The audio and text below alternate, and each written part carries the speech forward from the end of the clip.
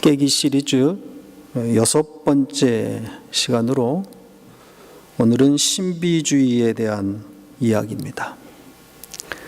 신비, 기적, 치유, 이런 주제가 철진한 이야기라 생각할지 모르지만 그렇지 않습니다. 오늘 설교를 듣고 나면 생각이 달라질 겁니다. 지난 시간에 다루었던 기복주의는 시간이 흐를수록 쇠퇴할 수 있으나 신비주의는 언제든 다시 타오를 수 있는 주제라 생각합니다. 한국교회가 살 길은 여기밖에 없다고 생각을 합니다. 신비밖에는 없다. 기복은 한국이 부요해지는 바람에 동력을 잃어버렸습니다. 잘 살게 해준다는 말이 더 이상 감동적으로 들리지 않습니다.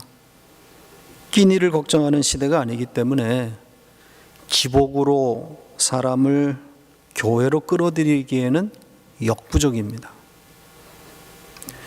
즉 한국교회가 위기 아닙니까? 현상 유지하기가 버거운 그런 상황인데 한국교회가 어디로 갈 것 같습니까? 기존 신자들은 연로해지고 젊은 세대는 빠른 속도로 교회를 빠져나가고 있는데 이 새로운 신자들을 만들어내야 하고 또 있는 신자들은 묶어야 되는데 이게 좀처럼 돌파구를 찾지를 못하고 있습니다. 전도 전략이 이전처럼 먹혀들지가 않습니다. 저는 이 돌파구를 신비주의에서 찾을 것이다. 이렇게 단언합니다. 대중에게 쉽게 어필할 수 있는 무기가 기적이기 때문에 그렇습니다. 예수 무당이 되어야 사람들의 시선을 사로잡을 수 있습니다. 영적 파워가 있어야 기존의 교인들을 교회에 묶어놓고 또 새로운 사람들을 교회로 끌어들일 수 있습니다. 설교 실력으로는 안 됩니다. 변별력이 없어요. 요즘 목사들 설교 다 잘합니다. 그런데다 명설교들은 인터넷으로 언제든 골라서 들을 수 있습니다. 담임 목사의 설교가 부족하면 다른 설교 찾아서 들으면 됩니다. 그러니 어디로 가겠어요? 돌파구는 신비입니다. 기적으로 다시 갈 겁니다. 여기 밴쿠버 한인 2세 교회들의 상황을 좀 들여다보겠습니다. 이곳에 한인 2세 사역자들이 목회하고 있는 몇 영어권 교회들이 있습니다. 주 구성원들이 한인 2세들입니다. 이들은 대부분 1세 이민교회, 한인교회에서 자란 아이들입니다. 어려서부터 한국교회를 경험한 세대인 1세 한인교회에서 영어권으로 자라다가 독립하게 된 겁니다. 지금도 그렇지만 이민교회의 영어권 사역이 열악하기 짝이 없습니다. 우선 제대로 된 영어 사역자가 너무 부족합니다. 그리고 1세대 이민교회들이 교회 내부적으로 얼마나 분열이 많았습니까? 그 아픔을 겪으면서 자란 아이들입니다. 멀쩡하던 영어권 그룹이 어른들이 싸움하는 바람에 하루아침에 전도사가 떠나고 교사들을 잃어버리고 심지어는 자신들의 의지와 상관없이 부모들이 새로 선택한 교회로 또 옮겨가는 일들이 반복되었습니다. 그러니 제대로 신앙교육을 받을 수가 없었던 거죠. 말씀 교육은 고사하고 기본적인 인간 관계가 꼬이는 그런 경험을 교회 내에서 하게 된 겁니다. 그렇기 때문에 1세대 한인교회를 이들이 부정적으로밖에 볼 수 없었던 거예요. 교회로부터는 배울 것이 없다는 생각 속에서 자란 겁니다. 그러는 사이에 이제 2세 사역자들이 배출되고 있는데 머리는 까맣지만 생각은, 의식은 이미 서구화된 사람들입니다. 부모들이 출석하는 한인교회에서 자라기는 했지만 한인교회의 정서는 없는 사각지대에 놓인 그런 사역자들이 대부분입니다. 그러니까 부모의 교회, 한인교회와 연계되는 사역이 어려울 수밖에 없는 거죠. 그러니까 이런 갈등들을 반복하다가 결국은 2세 사역자들이 한인교회를 떠나 부모의 교회를 떠나서 독립적으로 교회를 개척하게 되었습니다. 제가 지금 이 2세 영어권 교회들을 언급하는 것은 이 영어권 교회들이 한결같이 신비주의 성향을 주지하고 있다는 점 때문입니다. 신비주의 운동을 주도한 비냐드의 영향을 굉장히 많이 받고 있습니다. 또 신사도 운동 같은 신비주의에 빠져 있습니다. 1세대 한인교회도 건강한 것은 아니지만 그나마도 부모교회를 배우지 못했기 때문에 이 젊은이들 사이에서 유행하고 있는 이 신비주의 조류에 좀 쓸려간 겁니다. 이 북미에 캐나다나 혹은 미국에서 청년 세대, 젊은이들이 모여드는 교회, 그래도 젊은이들이 찾는 교회는 크게 두 흐름이라 그럽니다. 하나는 개혁주의 교회들이고 또 하나는 신비주의 교회들입니다. 이 화란 계통의 개혁주의 교회들, 지금 우리가 들어가 있는 이 개혁주의 교단 교회들입니다. 그나마 젊은이들이 이 개혁주의 교회에 남아 있는 것은 그들만의 독특한 교육과 전통 때문입니다. 이 개혁주의 교회의 주 구성원이 화란 사람들이거든요. 근데 이들은 기본적으로 아이들을 많이 낳아요. 그러니까 전도를 잘해서 젊은이들이 많은 게 아니라 자기 자녀들입니다. 그런데 나 어려서부터 부모와 함께 예배하는 것을 전통적으로 지켜왔습니다. 이 개혁교회는 아이들 예배가 없어요. 물론 최근 들어서 이제 아주 꼬마들끼리는 예배를 따로 하지만 일반적으로 아이들 예배가 없습니다. 대부분의 북미 교회들은 성인 예배에 자녀들을 데려오지 않고 별도의 프로그램에 보내서, 그것도 평일날 혹은 주말, 그들에게 맞는 교육 시스템을 갖추어 왔습니다. 예배보다는 놀이 혹은 가벼운 학습, 흥미에 치중된 그런 프로그램들입니다. 그런데 화란 개혁교회는 고집스럽게 성인 예배의 자녀들을 참석시켜 왔습니다. 그렇게 자란 아이들이 청년이 되었을 때 오히려 교회에 남는 이런 현상들이 일어나고 있습니다.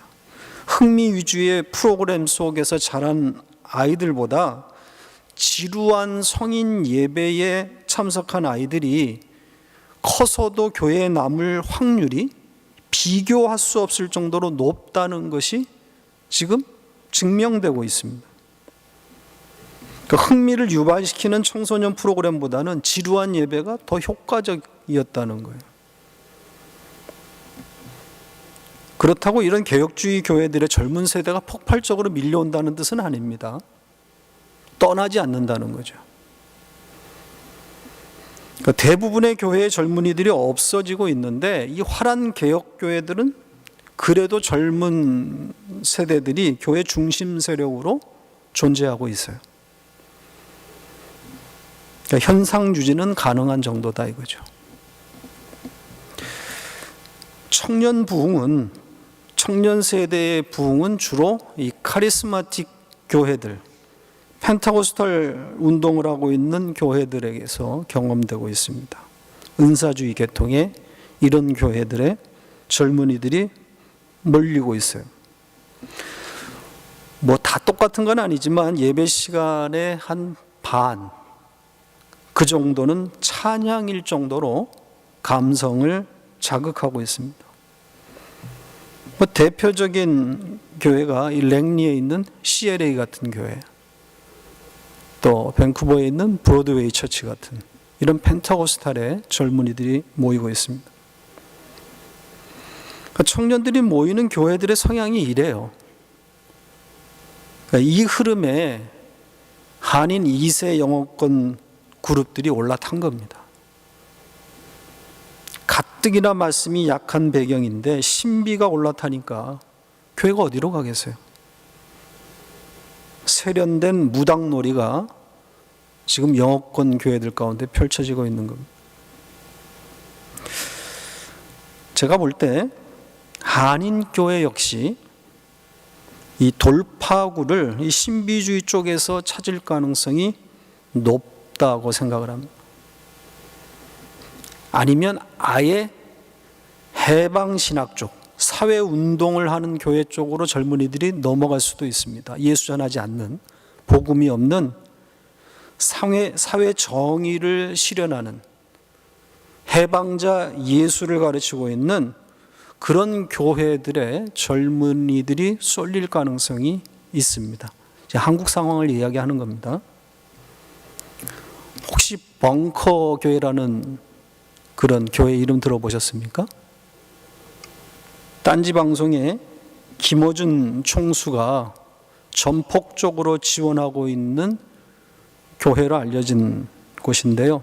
현재는 김용민 목사라고 하는 분이 책임 목사로 있습니다. TBS의 뉴스공장으로 많이 알려진 이 김어준, 아마 언론인 중에 가장 영향력이 높은 사람일 겁니다. 이 김어준 씨가 중학교 때까지 교회에 아주 열심히였던 모범생이었다 그럽니다. 전국 성경고사 대회에 나가서 1등까지 한 그런 독실한 교인이었는데, 일찍이 그는 교회에서 가르치고 있는 기복과 신비, 특히 정권에 아부하는 교회 현실을 보면서 기독교를 완전히 떠났다고 그렇게 알려져 있습니다. 이 벙커 교회 같은 진보 성향을 내걸면 젊은이들을 끌어모을 수는 있을 것 같습니다. 그러나 문제는 복음이 없다는 거죠. 기복과 신비는 완벽하게 없앴지만 문제는 예수까지도 없애버렸습니다. 뭐 도올 김용옥 같은 사이비가 이 교회에 와서 설교할 정도니까요. 교회 꼴이 되겠습니까? 신비주의 이야기를 하다가 여기까지 왔는데, 한국의 개혁주의 교회는 거의 없는 실정이고, 이 벙커 교회 같은 이런 진보 교회를 빼고 나면 젊은이들이 갈 곳이 없어요. 그러니까 지금 위기 가운데 있는 한국 교회가 다시 살 길은 아마도 이 무당놀이로 돌아가는 길밖에는 없어 보입니다. 무당놀이지만 세련되어져야 하는 거죠. 소위 하나님의 임재 앞으로 몰아갈 수 있는 세련된 기술이 필요해 보입니다. 목사가 예수 무당이 되면 어렵지 않게 교인들의 목줄을 쥘 수 있습니다. 무당이 되는 길은 두 갈래가 있습니다. 예수 무당도 마찬가지라고 생각을 하는데, 하나는 강신무처럼 전통적인 신내림으로 무당이 될 수 있고, 또 하나는 학습으로 무당이 되는 길이 있습니다. 앞으로 등장하게 될, 교회에서 등장하게 될 예수 무당들은 이 학습에 의한 무당들이 더 많을 것으로 그렇게 예상이 됩니다. 현재는 대부분 신내림 무당들이 활약하고 있습니다. 깊이 기도하다가 하나님을 만났다는 그런 전통적인 예수 무당들. 요즘 대활약 중인 한기총 회장인 전광훈 목사가 이런 경우입니다. 매일 청와대 앞에서 지금 구국기도회를 열고 있는 분인데요. 장로교 출신 목사입니다. 20대 국회의원이 되기 위해서 지금 총력하고 있는데, 현직 대통령을 향해서 설교 시간에 이놈저놈할 수 있는 한국에서 유일한 분입니다. 이분이 며칠 전에 이 구국기도회 설교 중에 삼층천에 대한 이야기를 했습니다. 하늘에 가서 사도 바울이 갔다고 하는 그곳에 자기도 가서 하나님을 만나 뵙고 계시를 받았다는 내용인데, 그가 받았다는 계시가 뭔지 아십니까? 하나님이 말씀하시기를 문재인 이놈을 심장마비로 데려갈 것이다, 이렇게 가르쳐 주셨다는. 그리고 문재인을 타도하면 하나님이 한국에 복을 내리시겠다, 그렇게 약속하셨다는 겁니다. 미친 거죠? 저는 이분이 거짓으로 삼층천 이야기를 꾸며냈다고 생각하지는 않습니다. 뭘 본 건 맞는 것 같아요. 들은 것도 맞을 겁니다. 문제는 복음을 모르니까 마귀가 들려주는 것을 하나님이 들려주신 것이라고 착각하고 있는 거예요. 하나님과 문재인이 무슨 관계가 있습니까? 문재인 타도와 복이 어떻게 연결됩니까? 이런 예수 무당의 헛소리를 들으려고 그 집회에 수천 명씩 참석해서 아멘으로 화답하고 또 헌금하는 사람들은 또 뭡니까? 무당은 이렇게 힘이 있는 겁니다. 아마도 그 구국기도에 참석해서 은혜를 경험하는 분들이 꽤 있을 겁니다. 치유의 경험도 일어날 거고요. 그러지 않고서야 말도 안 되는 설교에 아멘할 수 없잖아요. 뭔가 역사가 일어나고 있는 거라면. 무당놀이는 언제든 진리입니다.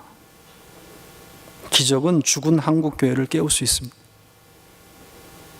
땅에 떨어진 목사의 권위를 되돌려 놓을 수 있는 강력한 무기입니다. 무당이 되는 또 하나의 길은 학습을 통해서 가능합니다. 마찬가지로 학습에 의해서 예수 무당이 되는 길이 있습니다. 저는 이들을 학습 무당이라고 부르겠습니다. 현재도 교회 안에 이 학습 무당들이 꽤 들어와 있습니다. 이들의 다른 이름은 내적 치유자들입니다.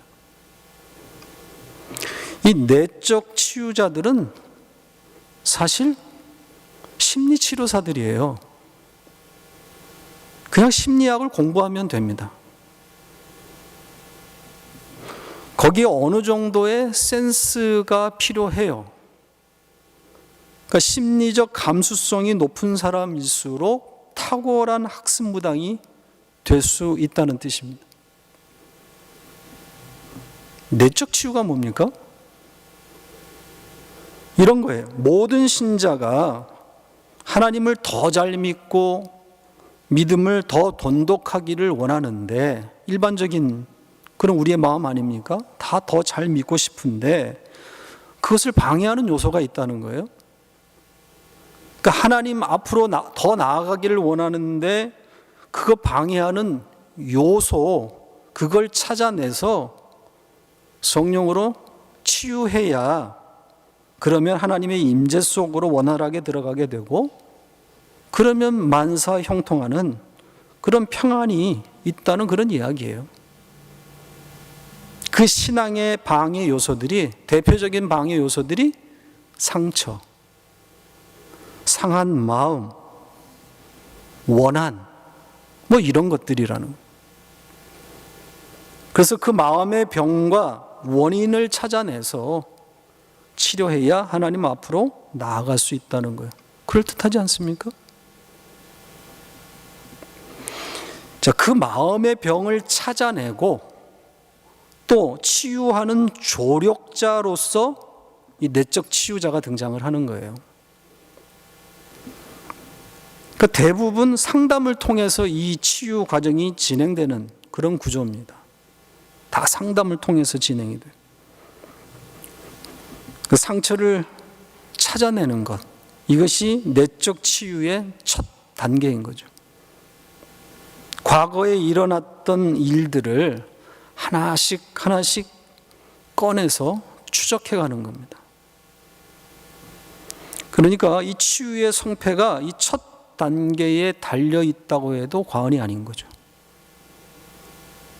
이 학습 무당들은 이때 자기가 배운 교과서가 제공하는 여러 잣대들을 사용해서 이제 상처를 찾게 됩니다. 흔히 사용되는 잣대들에는 이런 것들이 있습니다. 가게에 흐르는 저주, 혹은 충격적인 사건, 뭐 이런 따위 등이에요. 가게에 흐르는 저주라는 것은 자기의 외적인 환경, 그러니까 자기와 상관없이 가족 역사 가운데서 어떤 연관성을 찾아보는 거예요. 그 가족 가운데 내려오는 어떤 전력들이 있다는 거죠. 일반적으로는 다 음란성에 관한 것들이에요. 음란의 문제들이에요. 그리고 내적으로는 자기가 겪은 어떤 충격적인 사건이나 아픔을 추적하는 겁니다. 자기의 기억 속에서. 그러니까 정신적인 충격이 컸을 것으로 짐작되는 사건들을 꺼내놓도록 유도하는 겁니다. 일반 심리치료하고 똑같은 거예요. 그런데 이 내적 치유에서 두드러지게 나타나는 것은 신비와 함께 결합된 그런 형태들이 많다는 거예요. 이게 일반 심리치료와는 좀 다릅니다. 그러니까 일반 심리치료에서도 최면술을 사용합니다. 근데 이걸 신비주의라고는 우리가 하지 않거든요. 왜냐하면 과학의 영역이라고 인정하는 그런 추세란 말입니다. 최면술은. 그런데 이 내적 치유자들은 최면술을 넘어서 성령의 음성, 하나님이 가르쳐 주시는 계시, 이 영역까지 지금 넘어가고 있단 말입니다. 그러니까 상담자의 그 과거의 상처를 추적하는 방법으로 이 치유자가 혹은 내적 치유자가 하나님으로부터 음성을 듣거나 혹은 어떤 환상들을 통해서 그 사람의 과거를 추적한다는 거예요. 옆에 있는 조력자가, 상담자가 그 상담을 받는 그 본인의 그 기억에 의한 진술이나 최면에 의한 것들이 아니라 이 상담 받는 이 사람이 전혀 알지 못하던 것, 기억 속에 없는 것들인데 하나님으로부터 계시를 받아서 알아낸 것, 그걸 도구로 사용하고 있는 거예요. 그러니까 이 단계까지 갈 수 있는 내적 치유자는 학습 무당이 아니라 신내림 무당이 되어야 되는 거죠. 그러니까 이 신내림 무당이 학습 무당까지 경비하면 아주 세련된 무당이 되는 거예요. 이 신내림 무당들, 이 예수 무당들이 보았다고 하는 것들은 어마무시한 내용들이 대부분입니다. 뒤로 넘어갈 내용들이 많아요. 거의 음란한 내용들입니다. 뭐 예를 들면 한두 살 때, 한 살, 두 살, 뭐 전혀 한두 살 때의 기억이 없잖아요. 그런데 친부, 자기 친아버지나 혹은 가까운 친척으로부터 성폭행을 당했다든지 아주 어렸을 때 친오빠로부터 성폭행을 당했는데 그것이 무의식 속에 남아 있어서 그것이 현재 이 사람의 당사자의 의식을 지배하고 있다는 식이에요. 그러니까 이 피상담자는 전혀 알지 못했던 충격적인 내용들이에요. 자기가 알지는 못했지만 무의식 속에 남은 과거의 상처들이 여전히 남아서 이 사람을 괴롭히고 있다는 거예요. 이런 성적인 학대나 이런 충격들이 남아 있어서 그것이 지금 음란한 생각을 계속해서 일으킨다는 거예요. 신앙생활에 방해가 되고 있다는 거죠. 동성애 같은 성향도 그런 무의식 속에 어렸을 때 그 받았던 그런 것들이 남아있는 과거의 학대가 원인이라고 지금 이야기를 합니다. 동성애 성향이 생긴 것은 어렸을 때 그런 성폭행을 당한 그런 것들이 남아서 이런 경향을 갖게 되었다는 거예요. 그저께 방송되었던 SBS의 Y 이야기의 한 꼭지가 바로 이런 내용이었습니다. 한번 가서 보세요. 그러니까 이 내적 치유 과정에서 추적된 친아버지와 또 작은아버지, 삼촌이지요. 그 성폭행의 그 기억을 근거로 이건 계시로 본 겁니다. 그걸 가지고 친아버지와 삼촌을 고소해 버렸어요.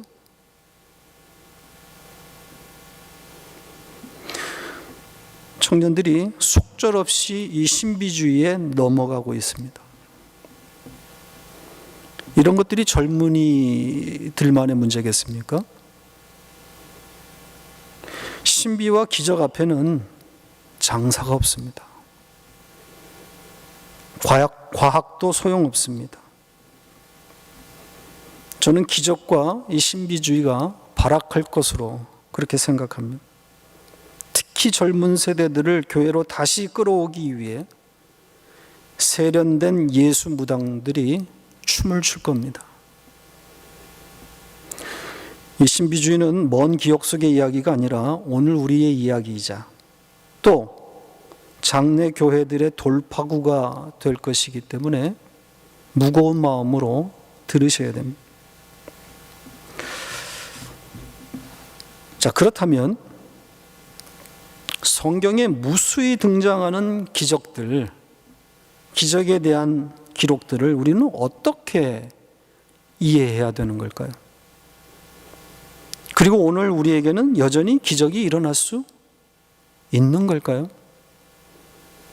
이런 질문에 대한 답을 찾아보도록 하겠습니다. 신약 성경에 기적이란 단어와 표적이라는 단어를 산술적으로 계산해 보면 기적은 16번 나오는 반면에 표적이라고 하는 단어는 77번 등장합니다. 압도적입니다. 기적이란 놀라운 일, 경이로운 일 이런 뜻이고 표적이란 단어의 뜻은 안내판 혹은 표식 이런 뜻입니다. 그러니까 어떤 사건을 기록하고 똑같은 사건이에요.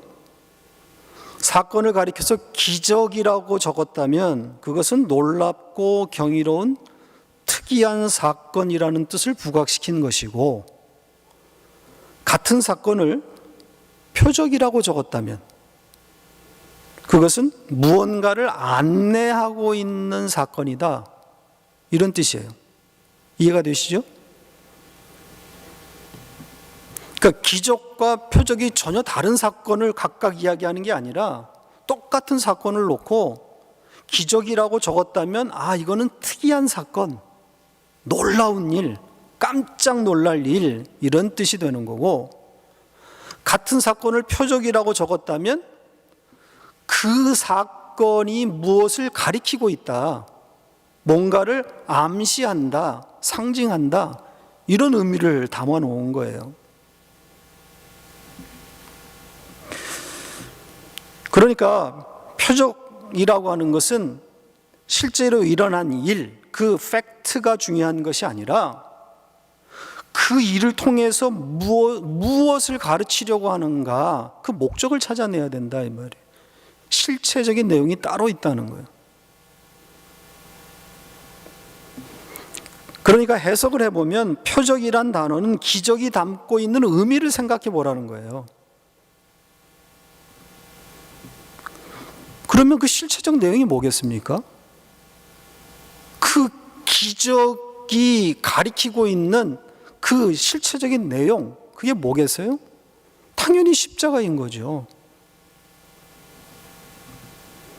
자, 마태복음 12장 38절로 40절을 보겠습니다. 같이 읽겠습니다. 그때 서기관과 바리새인 중 몇 사람이 말하되 선생님이여 우리에게 표적 보여주시기를 원하나이다. 예수께서 대답하여 이르시되 악하고 음란한 세대가 표적을 구하나 선지자 요나의 표적밖에는 보일 표적이 없느니라. 요나가 밤낮 사흘 동안 큰 물고기 뱃속에 있었던 것 같이 인자도 밤낮 사흘 동안 땅속에 있으리라. 자, 이 말씀에는 전부 표적이라고 하는 단어가 사용됐습니다. 서기관과 바리새인들 중에 몇 사람이 예수님께 표적을 구하고 있습니다. 이들이 비록 표적이란 단어를 사용했지만 내용과 문맥으로 볼 때 기적을 구한 것으로 보입니다. 이 마태복음 12장의 문맥을 보면 예수님께서 안식일에 회당에 들어가서 손 마른 자를 발견하시고 그 사람을 고쳐준 사건이 배경으로 되어 있어요. 따라서 여기서 지금 서기관과 바리새인들이 구하고 있는 표정은 병을 낫게 하는 그런 기적, 그런 종류를 예수님께 구한 것으로 볼 수 있습니다. 이렇게 기적을 원하는 사람들에게 예수님께서 하신 대답이 오늘 본문 말씀이에요. 나는 선지자 요나의 표적밖에는 보여줄 표적이 없다. 이렇게 말씀하십니다. 왜 이런 말씀을 하신 거죠? 요나의 표적이 곧 무엇이기 때문이겠어요? 그게 십자가니까 그렇지 않습니까? 예수님께서 친절하게 요나의 사건을 해석하셨어요. 아예 거기다 답을 달아 놓으셨다고요. 요나의 이야기를 십자가로 읽으라고 친절하게 설명을 하셨어요. 요나가 사흘 동안 큰 물고기 뱃속에 있었던 것은 곧 인자가 사흘 동안 땅속 음부에 갇히게 되는 것을 그대로 담은 것이다. 이렇게 예수님이 해설을 해놓으셨단 말이죠. 요나의 이야기를 이렇게 읽으라는 거예요. 이게 바로 표적의 뜻입니다.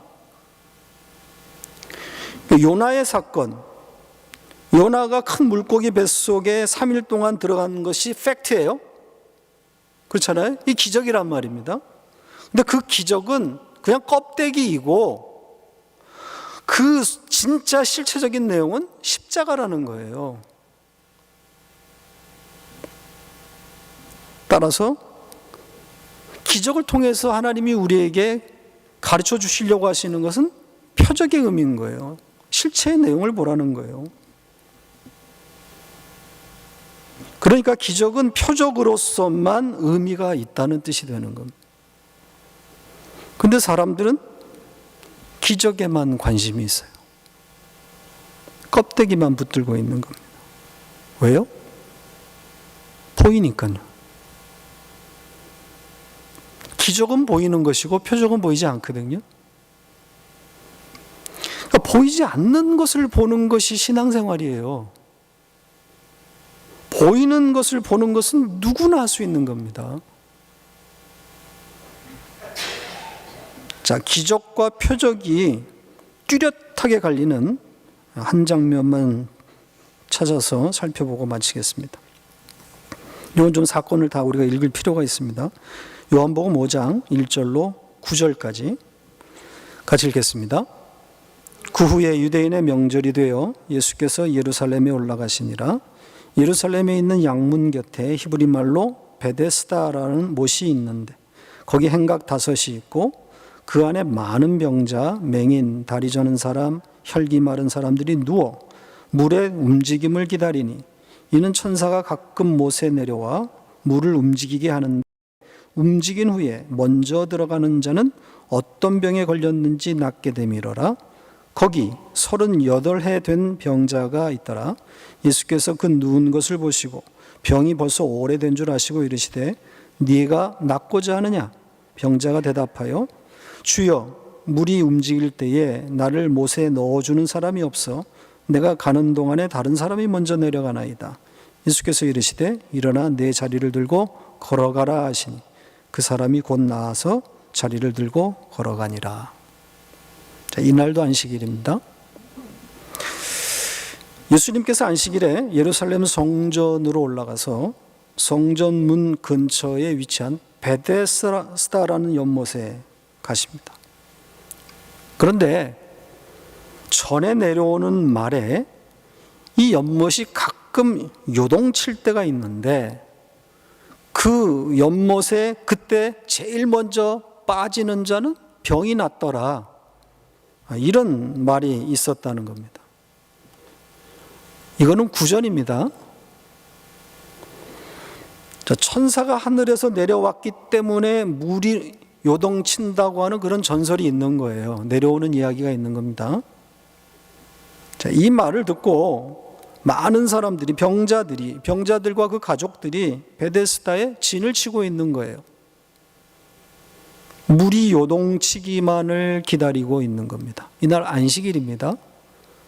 성전에는 지금 안식일에 사람들이 회당에 모여서 율법을 읽고 있는데 이들은 행각에서 물이 요동치기만을 기다리고 있어요.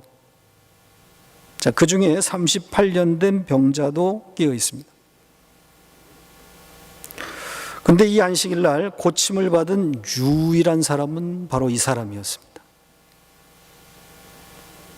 자, 이 사람은 어떤 상태에 있었던 사람입니까? 이 사람은 병이 깊어서 침상에 누워 움직일 수 없는 상태라 스스로 물에 들어갈 수 없다 그랬습니다. 또 환경이 어떤 상황이었는지는 모르지만 들어서 넣어줄 사람도 동행하지 않았다 그래요. 그러니까 그냥 거기다가 침상으로 매다가 갖다 놓고 그냥 다 가버리는 거예요. 포기된 사람입니다. 다른 병자들은 병이 중하지 않아서 스스로 뛰어갈 수도 있고 혹은 가족들이 있어서 던져줄 사람도 있었는데 이 38년 된 이 병자는 베데스다에 있으면서도 치유 현장에 있으면서도 정작 뛰어들어갈 수 없는, 접근할 수 없는, 접근이 안 되는 사람이었어요. 그 기적에 대한 희망이 없는 거죠. 기적을 바랄 수가 없었던 겁니다. 반면에 다른 병자들은 어떤 형편입니까? 스스로 들어갈 수 있습니다. 그 기적에 대한 강렬한 욕구가 있는 사람들이에요.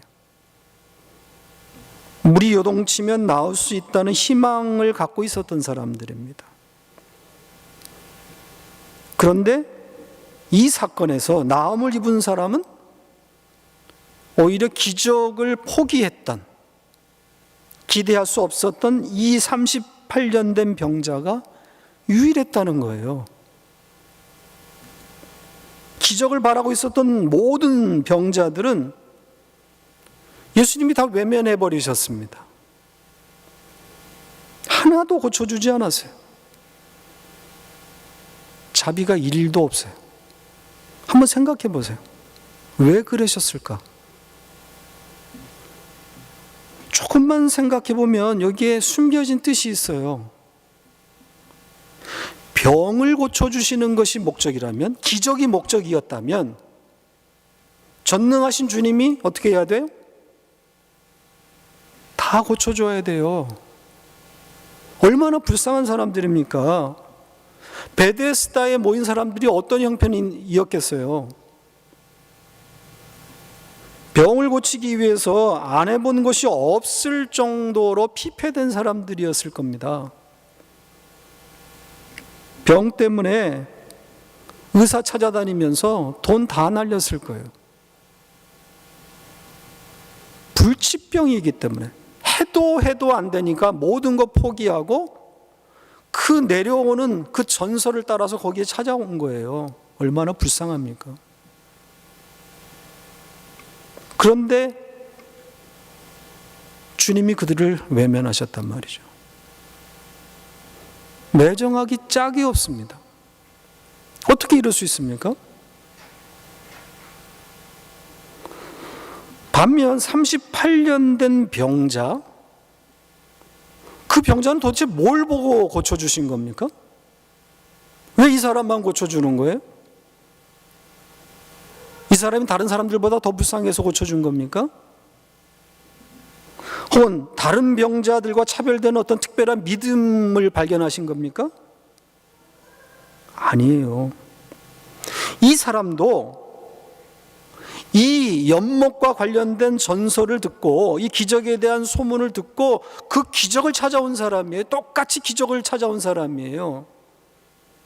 그런데 왜 이 사람만 고침을 받아요? 다른 원인은 발견할 수 없습니다. 다만 스스로 물에 뛰어들 수 없었다, 혹은 들어줄 사람이 없었다, 이것만 다를 뿐이에요. 이 사람은 자기가 아무것도 할 수 없었다. 그래서 주님이 고치시는 거예요. 그러니까 기적이 곧 표적임을 보여주는, 저는 단서라고 생각을 합니다. 구원은 뭐다? 스스로 할 수 없는 것이다. 기적을 향해서 뛰어갈 수 있는 사람들에게는 고침이 없었어요. 근데 아무것도 못하는 그 사람은 주님이 고치셨단 말이에요. 구원이 이것이다라는 것을 지금 말하고 있는 거예요.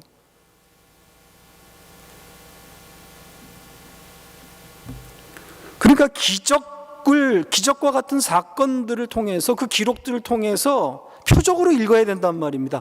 아, 구원을 이야기하는 것이구나. 이 기적이 담고 있는 실체는 구원이구나, 십자가구나, 그렇게 읽어야 된다는 거예요. 그래서 스스로 뛰어들어갈 수 있는 사람들은 안 고쳐주신 거예요.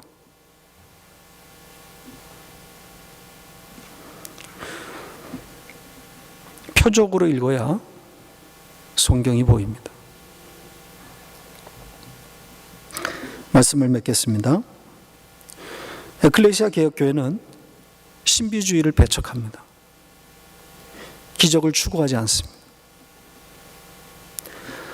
그렇다고 기적이 일어나지 않는다, 이걸 주장하는 것은 아닙니다. 우리 교회는 기적이 없다, 기적이 일어나는 것은 틀렸다, 가짜다, 이런 이야기를 하고 있는 게 아닙니다. 오늘날에도 하나님의 백성 가운데 기적이 있는가 묻는다면 저는 100번이라도 네라고 대답할 겁니다. 저 개인적으로도 기적들을 경험하고 있습니다. 특히 건강과 돈에 대해서 많은 기적들을 체험하고 있습니다. 제가 나눈 이야기도 있고 여러분들이 모르시는 이야기도 있고 말도 안 되는 기적들이에요. 앞으로도 계속 일어날 거라고 생각합니다. 그런데 그럼에도 불구하고 이 기적이 나에게 믿음을 만들어주지 않더라고요. 기적 속에 살면서도 저의 믿음 없음을 보게 된단 말이죠. 이상하지 않습니까? 아니, 기적을 경험하면 믿음이 생길 것 같지 않습니까? 근데 그렇게 일하지 않더라는 거예요. 40년간 매일 만나를 하늘에서 받아 먹었던, 매일같이 기적을 경험한 이스라엘이 그 하나님을 신뢰하지 못하는 것하고 똑같아요. 하루 이틀이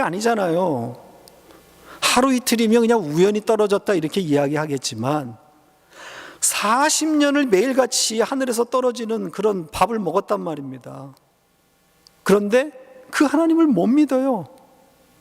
내일도 주시려나? 이랬단 말입니다.